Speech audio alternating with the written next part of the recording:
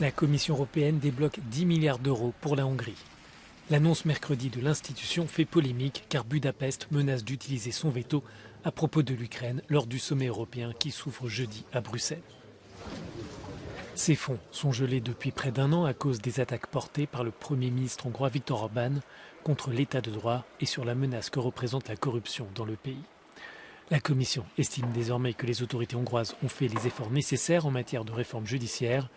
Elle juge donc légitime de débourser une partie de l'argent. We as an institution have to follow the rules, right? And as we have explained time and time again in this room, what we are looking at is whether and how Hungary is complying with different sets of conditions. La Hongrie menace de bloquer le lancement des négociations d'adhésion de l'Ukraine à l'Union européenne. Elle se dit prête aussi à utiliser son veto pour paralyser une enveloppe de 50 milliards d'euros en faveur de Kiev. Pour la première fois, le gouvernement hongrois a clairement indiqué mardi qu'il était prêt à marchander pendant le sommet. Le conseiller politique du Premier ministre a suggéré que Budapest pourrait lever son opposition à propos de l'Ukraine si l'Union débloquait l'ensemble des fonds prévus pour le pays, à savoir plus de 21 milliards d'euros issus des fonds de cohésion et 10 milliards d'euros dans le cadre du plan de relance.